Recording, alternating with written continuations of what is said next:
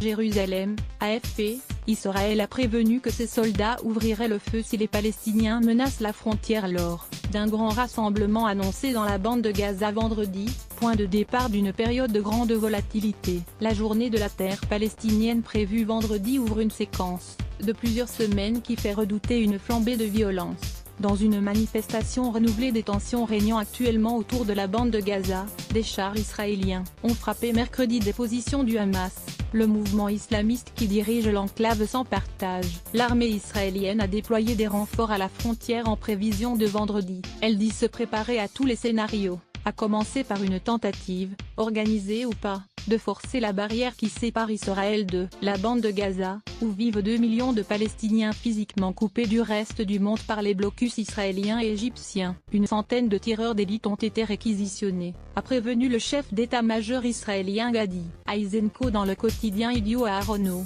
selon les extraits d'un entretien à paraître vendredi. En cas de danger pour les soldats à la frontière, on a l'autorisation de tirer. Nous ne permettrons pas qu'on s'infiltre en masse en Israël, ni qu'on endommage la barrière, et certainement pas qu'on arrive jusqu'aux communautés israéliennes riveraines de Gaza, déclare-t-il.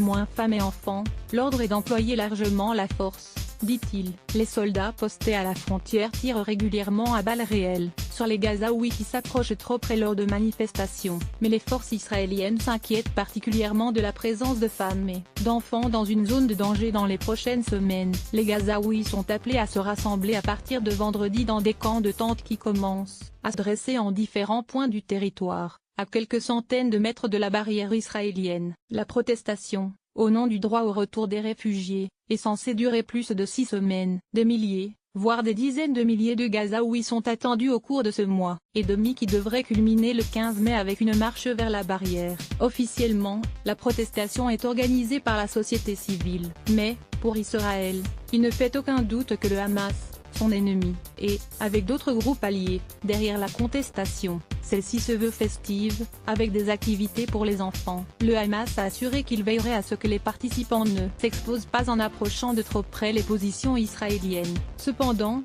les incidents récents, comme des tirs en provenance de la bande de Gaza, l'explosion d'engins piégés provoquant une riposte israélienne et des incursions de Palestiniens en territoire israélien, ont fait monter la pression. Des chars positionnés en Israël ont tiré mercredi sur 2 postes d'observation du Hamas, en représailles. Un feu allumé dans la bande de Gaza près de la barrière, a dit l'armée israélienne. Moins situation explosive. Dans une série d'entretiens à paraître vendredi, le général Eisenkot dit que, compte tenu du contexte régional, la menace d'une guerre impliquant son pays est plus forte cette année qu'elle ne l'a jamais été depuis qu'il a pris ses fonctions en 2015. Mais c'est le front palestinien qui le préoccupe le plus. Une situation explosive, sensible se développe dans tout le Moyen-Orient, particulièrement parmi les Palestiniens, dit-il au quotidien Haaretz. Il invoque une conjonction de facteurs et une succession d'événements. La journée de la Terre marque le début d'une période où les États-Unis devraient inaugurer leur ambassade à Jérusalem, autour du 14 mai. La reconnaissance par le président Donald Trump de Jérusalem comme la capitale d'Israël et